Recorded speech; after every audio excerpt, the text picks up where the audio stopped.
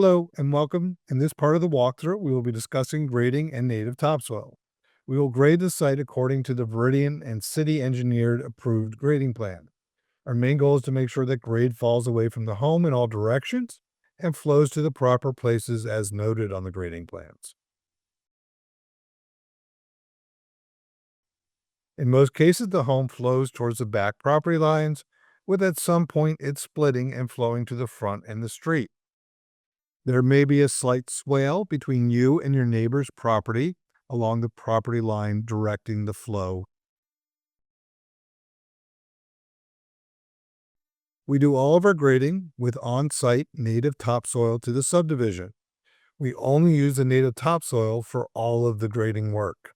We spread this about 3 or 4 inches thick across the site.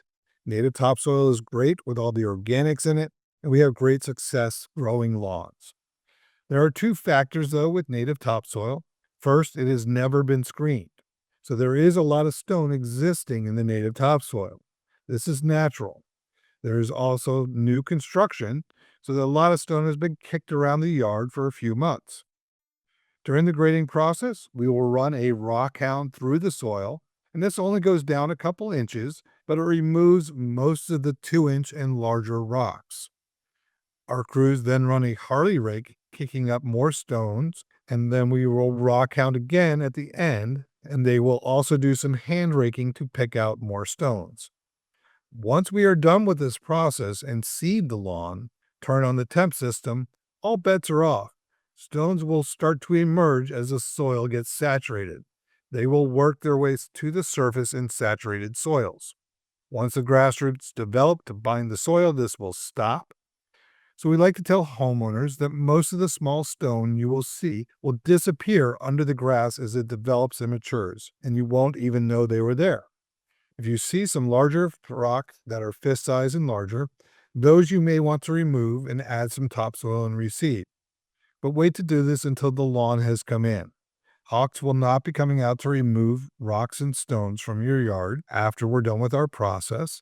This is part of native topsoil, and the process of water and soil cannot prevent or warranty against stones emerging.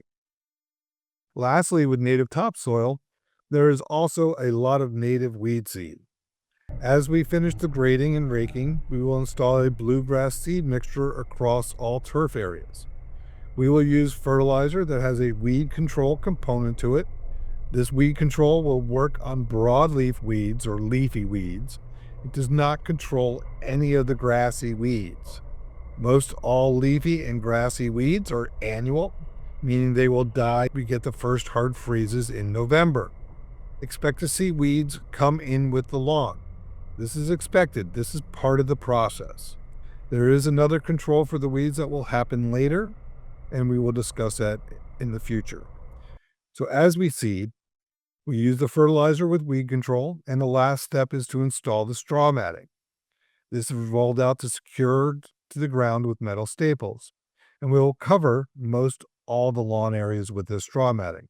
Some small areas may be covered with a pen mulch instead. The straw mat is designed to decompose in place. You do not need to remove it, and it is not recommended to remove it as you will most likely rip out grass trying to do this.